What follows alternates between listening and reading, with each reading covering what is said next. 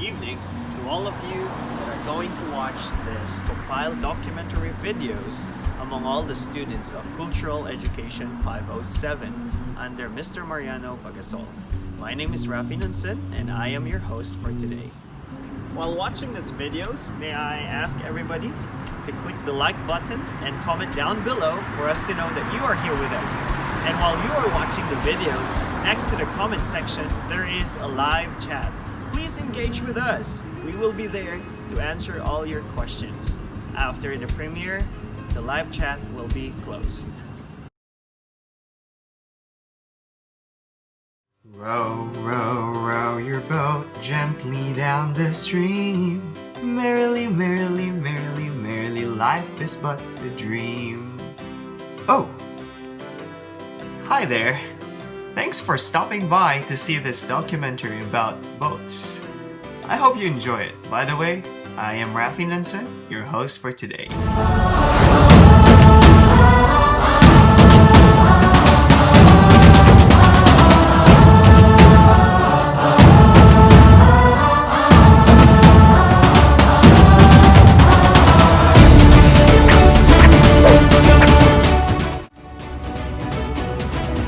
We see boats everywhere we go, where oceans and rivers are located. People use them as mode of transportation for fishing and leisure. However, aside from the kinds of boat that we see today comes with a great story from the past. Let's find out what these boats are meant for.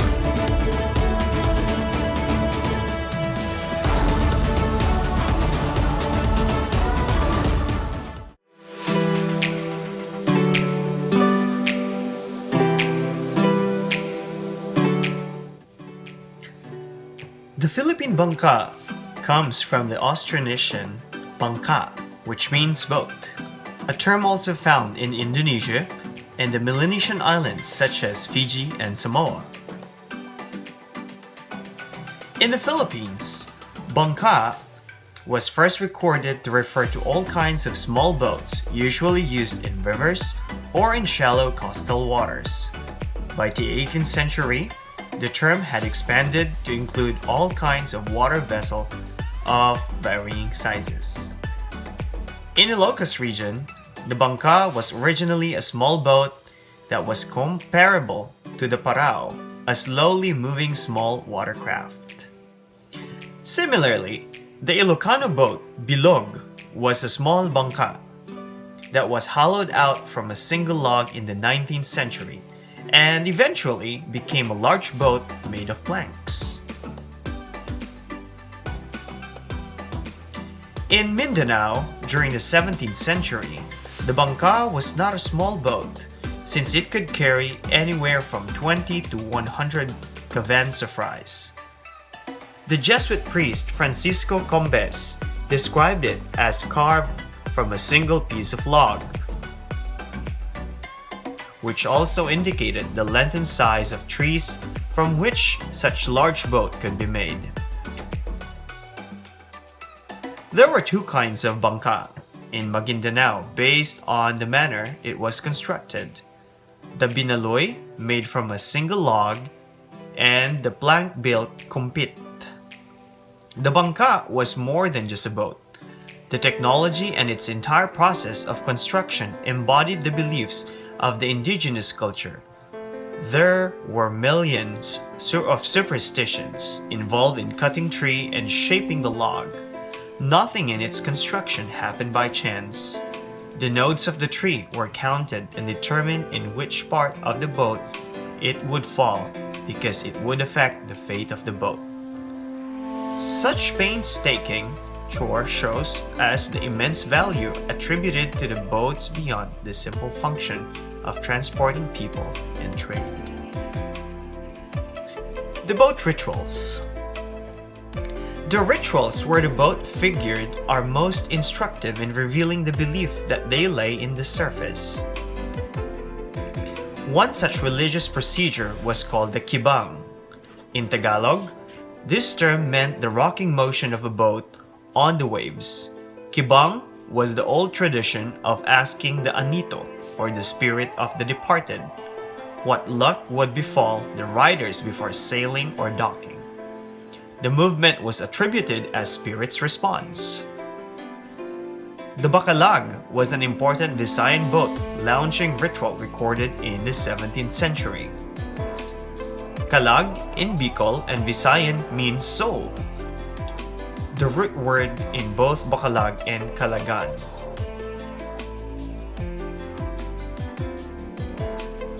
In the movie Moro Ami, which was set in Bohol Islands and records the practice, has even been transmitted to a modern form of wood be used for fishing.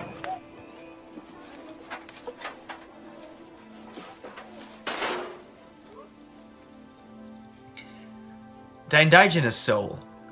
Bagobos, an indigenous Philippine ethnic group in Mindanao, believe that all things possess a gimokod, or soul, including man-made objects. Bagobos believe that both men and animals possess two souls, the bad soul on the left and the good on the right. Man-made objects have only one soul, such as the soul of the betel nut box or the soul of a lime container among the Ifugao. This has been rendered in English as soul stuff, alimaduan, which is different from the soul linawa. The alimaduan is that which gives the object its distinctive characteristic. The belief in a soul in inanimate objects, plants, and animals also explains the presence of grave goods. Since these objects have souls, they then can accompany the dead on his journey and be brought over to the afterlife, along with the souls of the slaves buried with him. When these grave goods are completely decomposed materially, then they can be useful to the soul of the dead. The souls of these objects will be used by the soul of the dead person. Therefore, among the Kankanay, not a single iron nail is used in the coffin because the dead person desires that everything should disintegrate together with his corpse.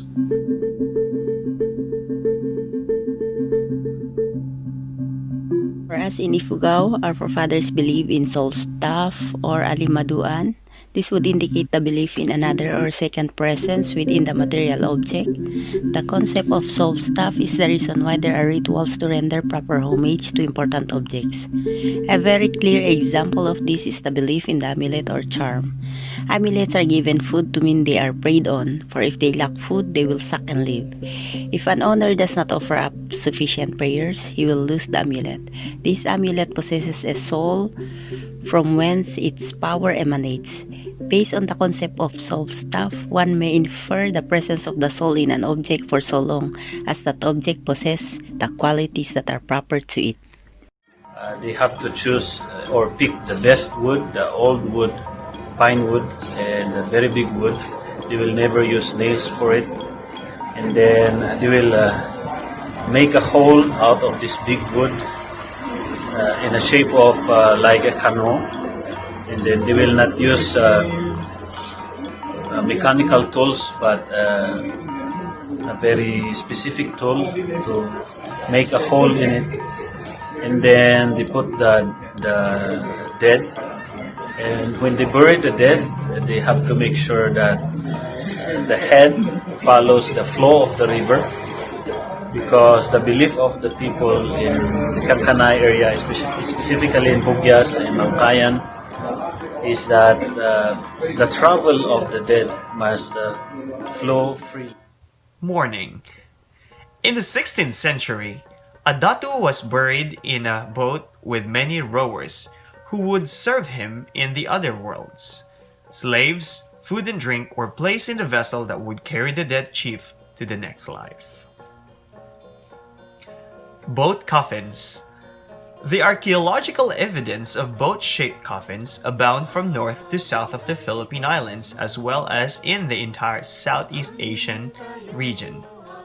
While bangka is a general term for boats, in other minor Philippine language, it is transposed as kabang. The Tagalog term for coffin is kabaong. Briefly, we note that boats are used as houses up to the present by some Philippine ethno-linguistic groups, and that the shape and function of houses have been studied to closely resemble boats. If Dad had been a member of a raiding team, the coffin would be in the shape of a boat, called barangay. Animals would be placed as rowers, with a slave to oversee everything. If he were a renowned sailor, he would be buried with his boat, with slaves to row. It is notable that the kabaong coffin is similarly made as a bangka, kabang, or boat.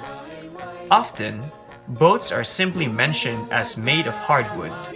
In Butuan City, where the oldest balangay boat in the Philippines were discovered, there were also excavated coffins made from the hardwood dungon. Merrily, merrily, merrily, merrily, life is but a dream. Once again, thank you for watching. This is your host, Raffin. Until next time, see you!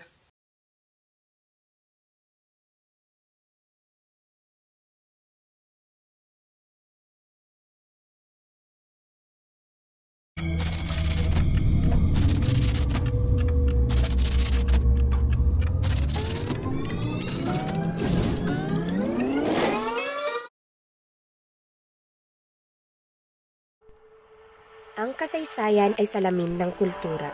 Ito ang humuhubog at tumutulong ng ating malaman kung sino talaga tayo.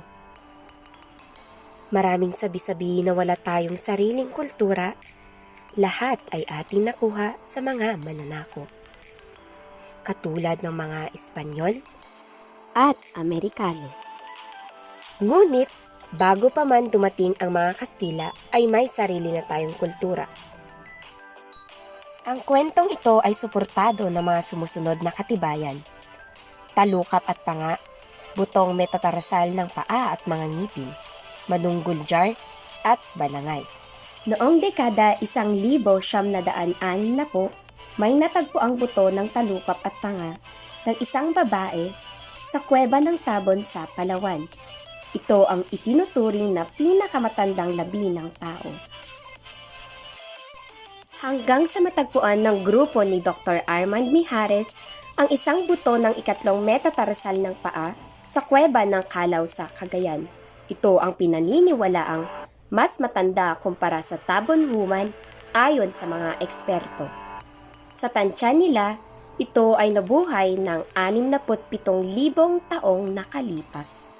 Sunod namang natagpuan ang bangang manunggol sa kuweba ng Tabon sa Palawan. Ito ay isang kakaibang libingang ginamit ng ating mga ninuno. May dalawang uri ng paglilibing na kanilang ginagawa. Una ay buong katawan ng taong kamamatay ang ilalagay sa loob ng banga. Pangalawa, ang inililibing ay mga buto lamang. Makikita rin ang mataas na pagpapahalaga ng ating mga ninuno sa kanilang kulturang maritima. Ito ay makikita sa takip ng bangang manunggol. Ito ay pinaniniwalaan na lulan ng bangka ang kaluluwa patungo sa kabilang buhay. Sa dagat nagdaraan ang kaluluwa patungo sa kabilang buhay. Ito rin ay mapapansin sa mga kabaong na hugis bangka sa probinsya ng Sagada at Batanes. Napili nilang tinirahan yung Tabon Cave dahil that is the perfect place for them, yung dwelling place nila, because of the perfect moonlight during nighttime and the perfect sunlight during daytime. At malapit sa dagat. Pag gusto nilang bumaba para kumuha lang ng kanilang pagkain, pwede silang bumaba doon. Sa kabilang dako, sa lungsod ng Butuan, Agusan del Norte, ay aksidenteng nahukay ang labi ng bangka o balanghay. Ang mga bangkang ito ay patunay ng isang sopistikadong teknolohiya at kulturang maritima. Pinapakita rin dito ang kahusayan ng mga ninuno sa paggawa ng bangka at kaalaman sa paglalayag. Ika nga ni Gat Jose Rizal, ang kabataan ang pag-asa ng bayan. Sila ay maituturing na sandata upang hindi tuluyang mawala ang ating kultura. Isa sa mga kabataang ito ay si Chanel Amayuon, tubong Ifugao at bunso sa kanilang 11 anak, nina Romeo at Rosita Amayuon.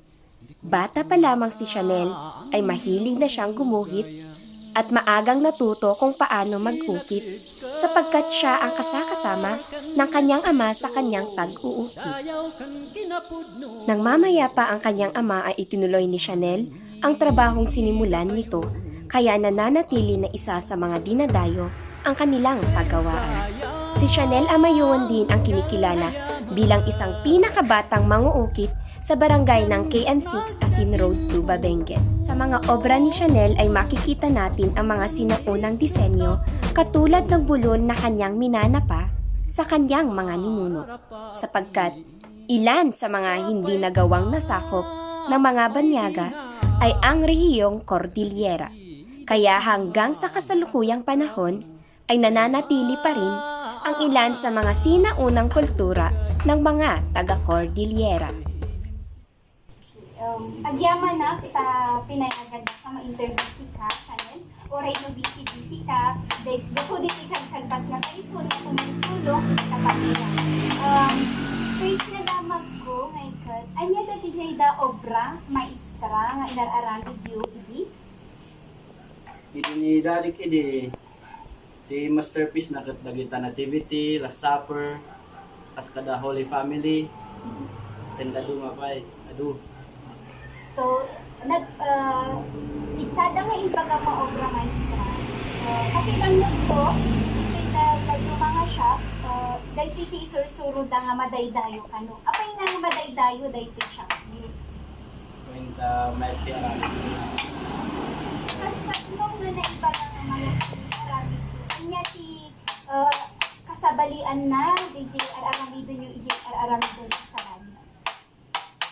Gamit na dito yung paut. Dati paglaingan da ngahan po kaya. Kaya damit paglaingan handa kaya. Independent lang ti panang approach mo ti mga customer. Tapi iso nga maredayo kami to eh. Nag-aramid yung obra maestra or artwork, ano yung design ni ikagkadi. Kasi di ba, no, agpaot ka, handa ka na ito. Pautan na ito, tapos sabi niya, di ba, sa ina. Ano yung magkakita design na ikagkadi? Dali, independent lang po customer. Pero na kami may to order karon. Design da gusto titula din may Depende yung design ni Jay the customer. customer. Inya nga dagi Jay the design ni ito dagi customer na nadnad lang yung kasi ada ba iti kasla nga old nga design, ada ba ti new nga design kasi da? Mas limit na kwan dito yung Cordillera gamit at dagita kalasag kasi dyan. Isuti kas na simbolo na gamit dito yung mostly may kakar at dagita bulol. Isuti kas 100% di Cordillera. So ado pay garod iti agpapaaramid ti bulol kinda kayo? Ayun, Di bulol kat na ibaga tayo nga dahi tinayot kasla nga old nga kultura niya. Nabayagon nga kultura isuti yun. damo-damo nga napapatan ti lululong di dagita bulol. No kitang tayo Jay gaming history. Ada ba ti sabali nga design ti bulol iti tapos design ti bulol iti tower para parehas na. Yeah, ikat kasla na modern di formana. Ang hindi nga talaga kat nagpod dakit kasla duwa lang astoy usar. Di mo usar. Isuti pang formada. Kat tagamin adun ti mausar makina kasla kwan medyo na modernization. Ti bulol kung ang gabi na nag-iigalugan ito ti common na araramidon yun tapos kas na dahil pinabayag nga kultura yun kasi taga-isugaw ka diba? Mamatmati ka ba na bago pa ini-imay dagiyay da Espanyol, dagiyay da Amerikano, kat adaon ti kultura tayo? When ada dia ita idiom petis Espanyol kat talaga nga di ba kasla pagano ti tao hindi siya Ayun tayo. Mm-mm. Kasto yung mga nag-arami lang kasto tayo sulti pag kasla pamati da. Mm-hmm. Sulti awat-atian da. Hindi may di Kristiyano. Kasla narukanan ti pamatin kita o so kasla rito yung mapukpukawan. So, mapukpukaw, kasla mapukpukaw, so it means ada pa lang hanggang tata. Tuwin nga madalat, dati mga ito tuwin, kasla kanda kami. Sige. As nga pinaka-ubig na pagkaon, nakasabi ko kayo na iwala sa kultura na hindi kabigay pa niluno kayo. Ang pati sumasalo ng ubing, mabalik na saluhan, tak na mapukaw. Mapukaw na ito yung namin. So, kasla nga possibility na nagkaroon sa manipili anak na lalaki, ipasa mo ipasa. Tak na mapukaw ti talent. Mada. Patluhaan na mapukaw. Maraming salamat sa pagsubaybay. Hanggang sa muli.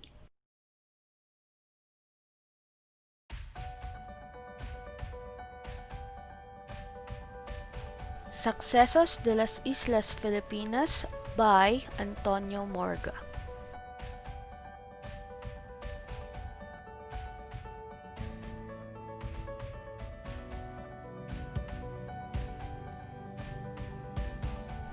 Antonio de Morga Sanchez Garay was a Spanish soldier, lawyer, and a high-ranking official for 43 years in the Philippines, New Spain, and Peru, where he was president of the Real Audiencia for 20 years.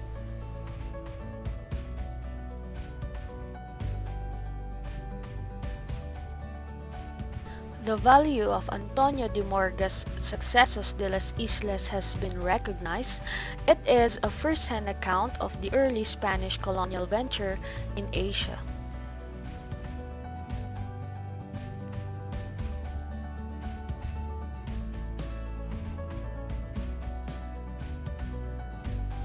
It was published in Mexico in 1609 and has since been re-edited on a number of occasions.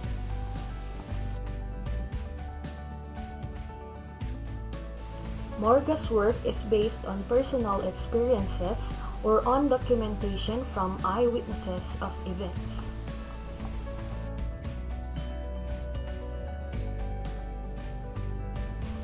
The Successes is the work of an honest observer, himself a major actor in the drama of his time, a versatile bureaucrat who knew the workings of the administration from the inside.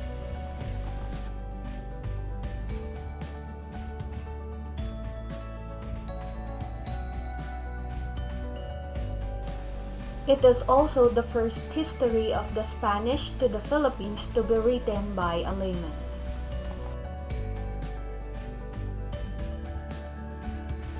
Filipinos have found it useful account of the state of their native culture upon the coming of the conquistadors.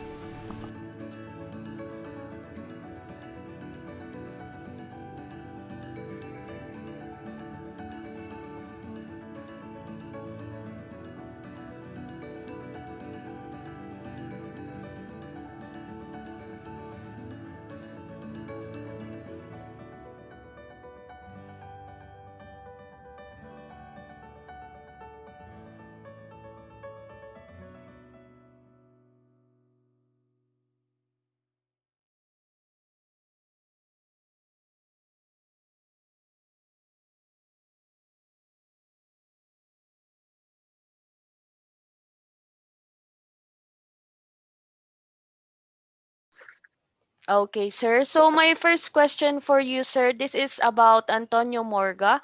So what is your perspective about Antonio Morga's Sucesos de las Islas Filipinas? Well, as they say, it is actually the first uh, history of the Philippines ever written. If that is the case, then it's very important. But unfortunately, even history teachers are not aware that there is Yes. such a thing. Yes po, sir. So that is very important for you, sir. Okay. So, my next question for you, sir. What are the contrasting perspectives of Jose Rizal and Morga about Philippine history? Well, we have to understand that perspective-wise, Morga and Rizal would differ because Morga is a Spaniard, Rizal is a Filipino. So, in the case of Morga, of course, he wrote what he saw, and of course, something that you see could be viewed using your own perspective. Okay. Now, in Rizal's case, because he is a native of the Philippines, of course, he has his bias. Okay. Yes po, sir. So, chances are he would disagree on some points. So, that is perspective. Now, position-wise, they also differ because it has been said that Morga served as governor. Okay? Now, in Rizal's case, he was a subject. Okay? So, the emotion and everything would differ. Now, even in their political positions, now, this is just one, probably there are more. Now, the idea or the position of Morga was that the problem in the Philippines, the problem of the government at that time was that they were not able to control the entire archipelago. Okay? In other words, they did not have a very strong and so Morga is saying that is the reason why the Igorots remained free. Okay? Now, to Rizal, he did not share that view of Morga. He wants the situation as is Mm-hmm. so that people will enjoy their freedom. Okay? So those were the instances that Rizal and Morga would differ. Yes, thank you, sir. And how about some similarities, sir, if any? Are there Well, similarities from their perspective? they are similar in the sense that both of them, I would say, were scholars. Okay, they do research. Plus, actually, if there was no similarity between them, probably we would never know that there was such a book entitled Sucesos las Islas Filipinas. Because, Rizal was very interested in studying history. But when he was here, he never saw a book. Actually, he did not even know that there was such a thing until he saw it in the British Museum. And I understand that it was no longer in circulation. Well, probably that is understandable because the book was written in the 1600s and Rizal saw it only in the 1800s. So 200 years gap. Okay. Now, but because it is a book about the Philippines. So Rizal got interested. Now, actually, what made Rizal decide to write his annotation, publish that book, was when he read that Morga was saying that there was already a civilization in the Philippines even prior to the arrival of the colonizers. So, in this area, Rizal and Morga met. Okay, sir. That's all. Thank you very much, sir, for your time. That's all. Thank you, sir. Thank you Any very much. further How question? about you, sir? Do you agree on what Morga had wrote in his book? How about on your own perspective, sir? Well, as I said, perspectives differ, especially of the especially uh, because the book was written in another era. Yes, sir. Of course, it is actually unfair for people of the present to be critiquing the work of somebody who was there hundreds of years ago, Mm-hmm. unless we have the proper tools to do it. But as I said, it's not a matter, it's not a question of whether I agree or I disagree. Rather, I would say it is good to know that somebody who is not even from us had the interest to write a book Mm-hmm. about us. Okay, sir. So thank you very much again, sir, for your time today. So thank you very much for sharing those to me, sir, and thank you and have a good day, sir. Okay. Okay.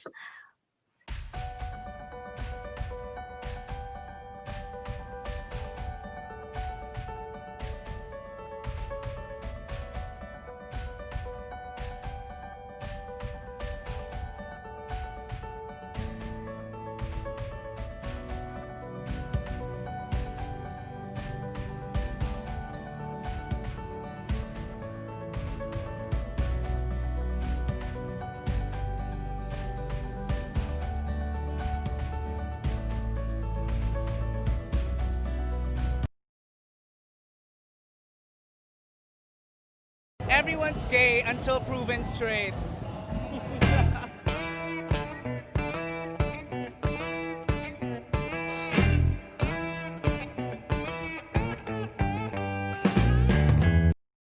Magandang araw sa ating lahat. Sa ating modernong lipunan, ang Pride March ay paraan ng mga LGBT upang ipahayag ang kanilang sexualidad. Ito ang kanilang paraan upang marinig ng mga tao ang kanilang mga sentimiento at upang ihayag ang kanilang kasarian. Sa ating kasaysayan, may mga balita na ang pagiging bakla ay naitala sa katipunan. Ngunit, maniniwala ka ba na ang ating pambansang bayani na si Jose Rizal ay isang bakla? Ating aalamin ngayon kung totoo nga ba ang mga chismis na si Jose Rizal ay isang bakla. Oh my God, that's a hard one. I'm a unicorn. Yeah. Isa akong sirena. Simula pa nung bata pa ako, halata mo na kapag naglalaro. Unicorns! I think I like mermaids. Hindi ako masyado maganda ng basa. So I'd rather be prancing and flying. So unicorn. Mermaids. Unicorns because they have one horn. No, joke lang. What am I proud of? Wow. I'm proud to say that she's my wife. Yeah. Yeah, we're proud of like our friends, our brothers and sisters here. Of course, I'm proud of who I am. Right now, I'm proud that I'm able to release music. I'm also proud that I got married last year. Basically, I'm proud of everything. Sa usapin na ito, ating kinausap ang isang propesor at isang historiador na si Ginoong David Camiwet.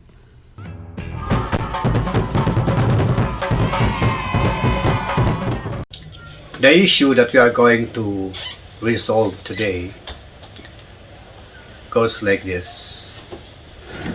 Whether or not Dr. Jose Rizal was gay. You know, there are a lot of conjectures about Dr. Jose Rizal, and this is just one of them.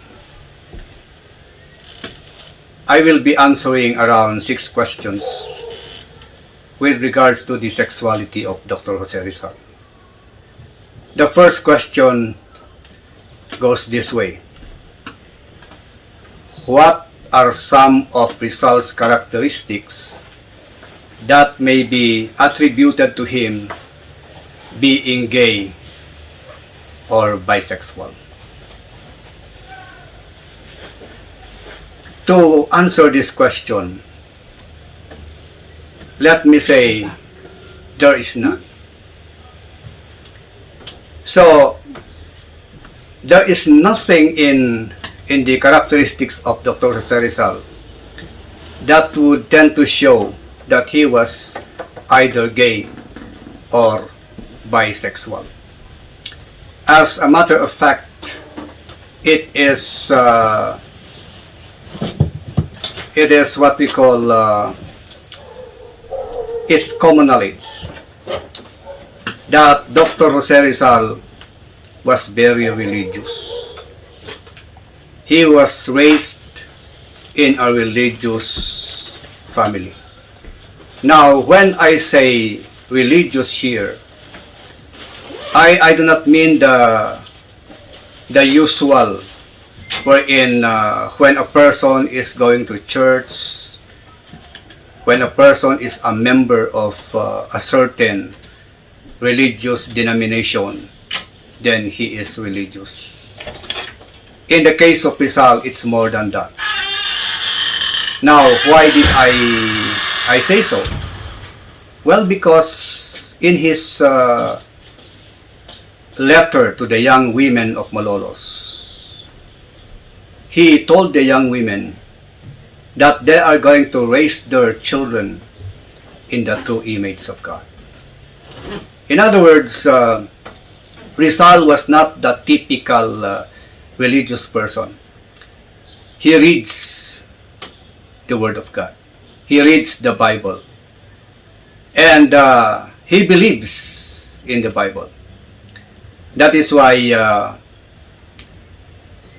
if, let's say,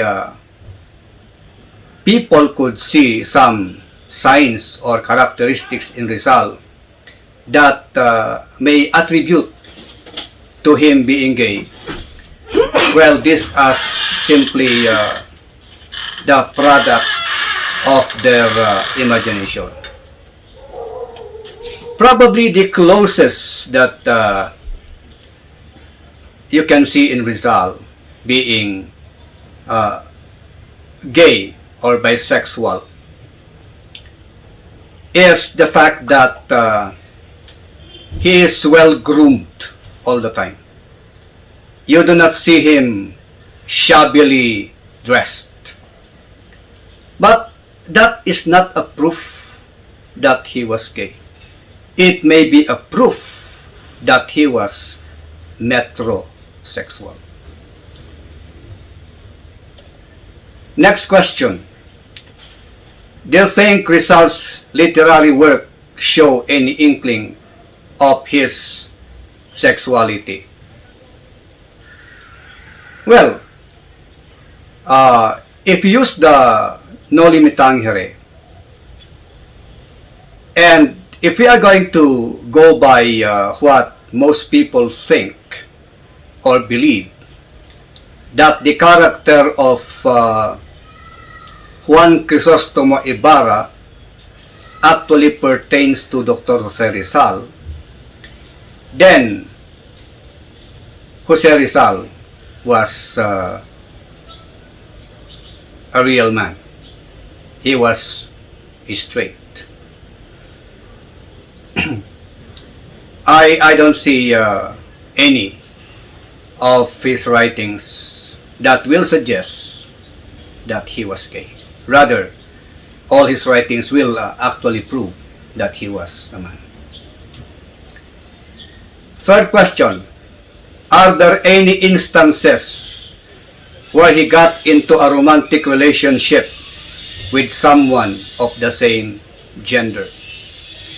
Probably those people who subscribe to that line of thinking would jump into a conclusion that probably Jose Rizal and Ferdinand Blumentritt were involved in some romantic relationship. Probably this kind of thinking or this idea is patterned after conjectures also raised against William Shakespeare. Well, all of this are nothing but conjectures. What is very telling is the fact that Rizal's name was linked to a lot of women and never with a man. Then another question says, what does his lack of aggressiveness or physical involvement in fighting against his oppressors say about his demeanor as a man? Well, his lack of aggressiveness or physical involvement in literal fighting against his oppressors would be a testament that Jose Rizal was a real educated person. You know, when he was young, he used to be involved in a wrestling match in Binyan, Laguna with the son of Maestro Justiniano Aquino Cruz. And so, it is wrong to think that Rizal never defended himself physically. As a matter of fact, records would show that he would always beat this guy, despite of the fact that Pedro was taller, heftier. But Rizal was good in martial arts. He was taught by his uncle Manuel the value of sports and martial arts. He was into fencing and the like. Now, there was also this incident wherein he almost came into a duel against Antonio Luna. So, these are facts that would prove that Jose Rizal actually would never back down from a fight. As a matter of fact, that was one of his weaknesses. He was very sensitive to insult. That is why in all the fights that he was involved in as a child or even as a young man was because of that. But when it comes to the propaganda movement that he led, well, we all know the story there. Rizal was a thinking person. He was very prudent. He knew that to fight the Spaniards at that time, despite of the fact that they do not have enough weapons, they do not have enough training, is tantamount to committing suicide. But you see, his book, El Filibusterismo, would prove to one and all that Jose Rizal entertained the idea of staging a revolution. However, in the end, he killed the character of Simon. Why? Because after thinking about it, he realized that it would be an exercise in futility. And so, what he did was to prepare the minds and the hearts of the people. And so he endeavored to awaken the nationalistic spirit of our fellow men. That is why, without the writings of Rizal, I wonder if the likes of Andres Bonifacio would have raised arms against the oppressors. They'll think his upbringing around his 9 sisters and just one brother affect his sexual preference. Again, this question is very suggestive. This question is very consistent, as if this question is trying to implicate Rizal as gay. Well, what the effect, I mean, of his being surrounded by women, his sisters, was that Jose Rizal knew how to handle the girls with extra loving care. That is the reason why I would say Jose Rizal was not actually the matinee idol as people would imagine, but he was very lovable. Not because of his what do you call this one? Not because of his personality, but rather because of his personality. That's why he knew how to handle ladies. What could be the impact of such claims to the history of the Filipinos? Well, it depends upon the group who would look at it. For people who support the movement, well, probably they would say that Filipinos should be proud if that is the case. But on the other hand, people who disdain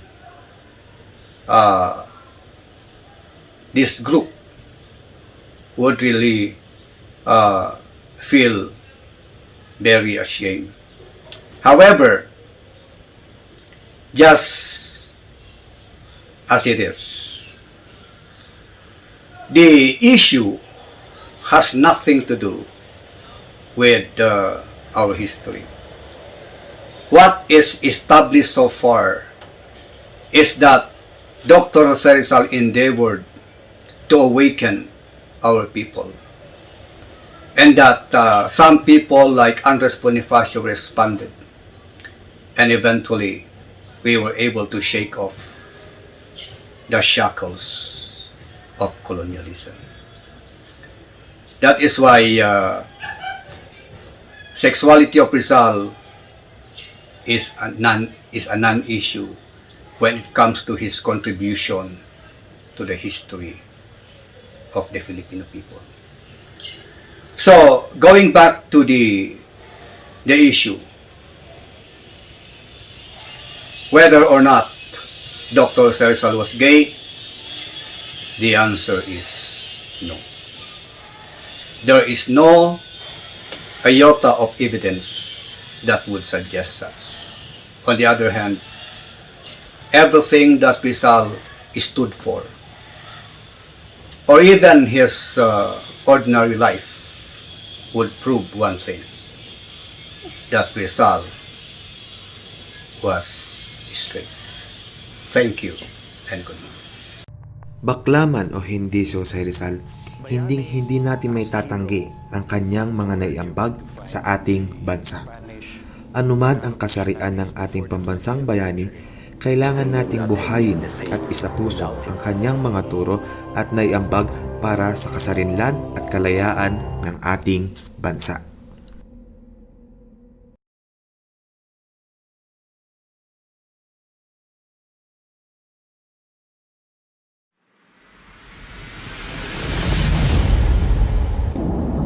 For 9 years, the goal was out of France for some length of time.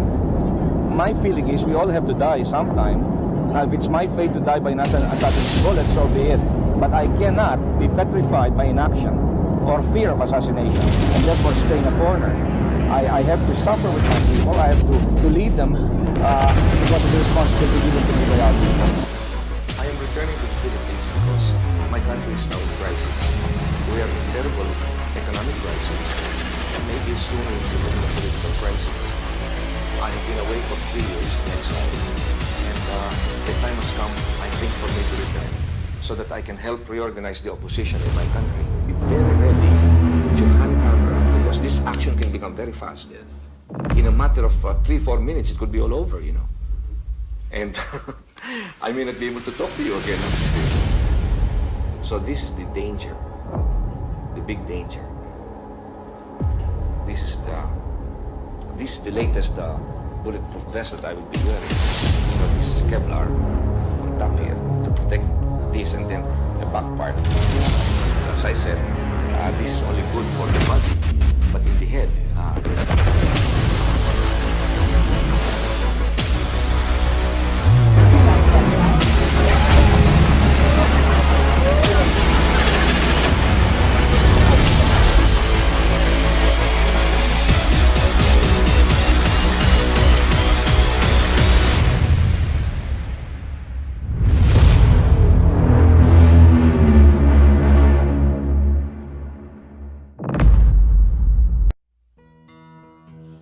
Ika-21 ng Agosto, 1983, naging martir si Ninoy. Ilang taon matapos ang matadhanang hapon na iyon, hindi pa rin natutukoy ang salarin at marahil hindi na matutukoy.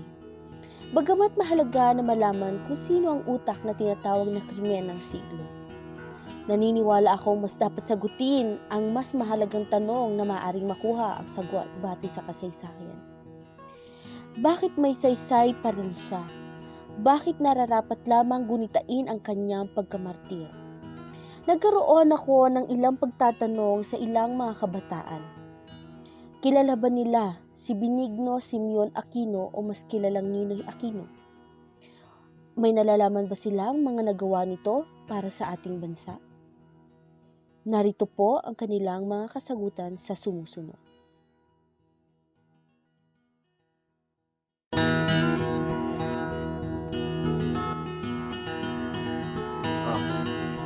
Opo. Oo.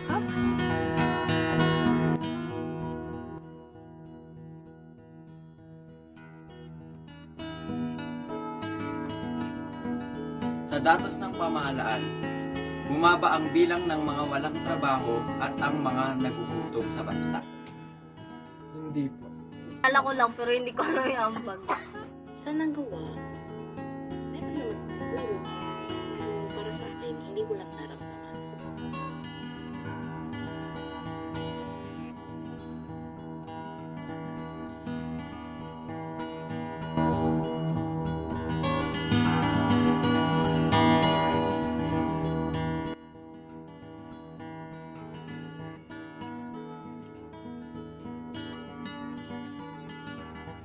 Sino po si Benigno Simeon Aquino o mas kilalang Ninoy Aquino?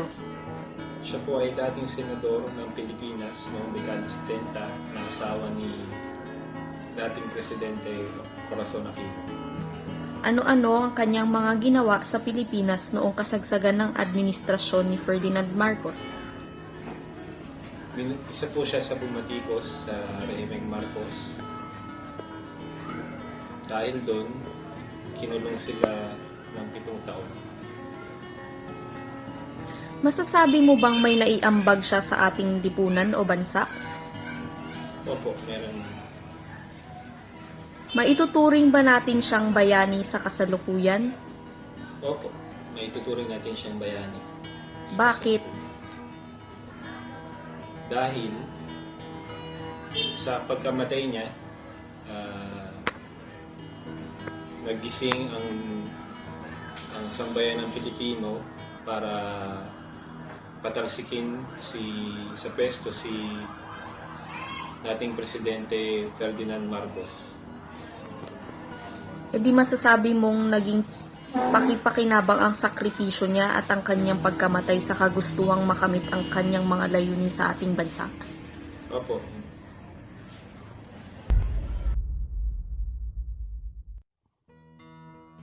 para sa kaalaman ng lahat, si Benigno Simeon Aquino Jr. ay isinilang noong ika-27 ng Nobyembre 1932. Kahanga-hanga at mabilis ang naging takbo ng kanyang buhay. Isang enfant terrible. Pinakabatang reporter sa digmaan sa Korea sa edad na 17 at bilang reporter ng Manila Times. Napasuko ang pinuno ng mga rebeldeng Huk na si Supremo Luis Tarok sa edad na 22. Pinakabatang nahalal na alkalde ng Concepcion Tarlac sa edad na 22. Pinakabatang nahalal na vice-gobernador ng lalawigan ng Tarlac sa edad na 27. Pinakabatang gobernador ng nasabing lalawigan sa edad na 29. At pinakabatang senador ng Republika ng Pilipinas sa edad na 35. Ang panahon ng kanyang pagtakbo para sa Senado ay panahon ng pandaigdigang pakikibaka para sa pagbabago mula sa mga kabataan. Bagamat sumasang-ayon ang lahat sa Tarlac na si Ninoy ay isang magaling at matalinong tao na nagbigay ng maraming ginhawa sa kanyang mga kabalin. Hindi sila laging nagtitiwala sa kanyang mga hangarin. Ang henyong ito sa politika ay isang tradisyonal na politiko o trapo. Sa ilang mga tala ng mga manunulat at kakilala, siya ay may tuturing na rabble-rouser. Mayroon siyang pribadong hukbo, naging balimbing sa politika, nagpakilig ng mga kababaihan, arogante at ambisyoso. Ginamit niya ang kanyang matamis na dila upang maisulong ang kanyang karerang politikal. Bakit may saysay pa rin si Ninoy Aquino matapos ang maraming taon? Sa bansang nasa krisis at bansang nakalugmok, si Ninoy ay naging tanglaw ng pag-asa sapagkat siya mismo ay may pag-asa sa kanyang kalooban. Minsan nang sinabi ni Gat Jose Rizal na ang kabataang Pilipino ang pag-asa ng inang bayan. Ngayon, higit kailanman, hindi dapat mawala ng pag-asa ang kabataan. Hindi dapat makalimutan ng kabataan na naging dakila ang buhay ni Ninoy sapagkat ginawa niya ang lahat ng kanyang makakaya. At sa pagiging pinakamagaling, nakapag-ambag siya sa kasaysayan ng ating bansa. Inspirasyon siya upang tayo magsumikap na maging kakaiba, maging bayani para sa bayan. At mas mainam, baguhin at tumikha rin ng kasaysayan. At magsisimula ang lahat ng ito sa pagbabago ng ating mga kalooban at puso.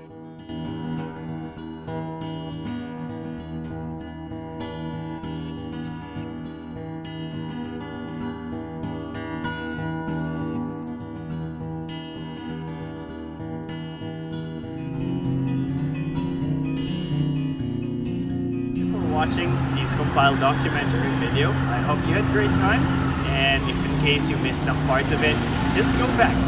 You can watch it anytime, today or tomorrow. Until next time, this is your host, Raph.